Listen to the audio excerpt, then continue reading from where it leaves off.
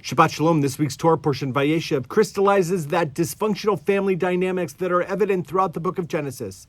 The fraught father-son relationship, the painful intergenerational wounds of favoritism, the anger and resentment between siblings, and deep down the simple desire to be loved.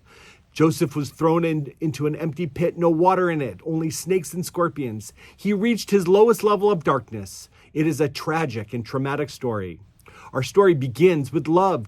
Jacob loved Joseph more than any of his children and gave him a coat of many colors. It ends with Joseph in prison, lost and alone at the lowest level possible. The chief cupbearer did not remember Joseph. He forgot him. Why does this Torah portion end with such despair? Jonathan Sacks teaches, don't think you understand the story of your life at halftime. That is the lesson of Joseph. At the age of 29, he could have been justified in thinking his life as an abject failure, hated by his brothers, criticized by his father, sold as a slave, imprisoned on false charges, with his one only chance of freedom gone. The second half of the story shows us that Joseph's life was not like that at all. He became a tale of unprecedented success, not only politically and materially, but morally and spiritually. He became the first person in history to forgive.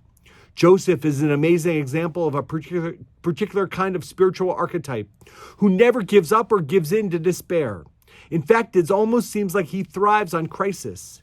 He finds himself in several actual pits, and then he has a project. How am I going to get out? He figures out where his resources are, both internally and externally. He trusts his skills and seems to have endless faith in the goodness of others. Even a total random stranger in this week's portion can change the course of history. Joseph doesn't apportion any energy to negativity or fantasize about revenge or bear grudges. Strengthened by suffering and given courage to survive, we learn from Joseph to keep going, have faith, refuse to despair, and write a new chapter in the book of life. It ain't over till it's over. Don't think you understand the story of your life at halftime. You got to keep playing. Shabbat Shalom.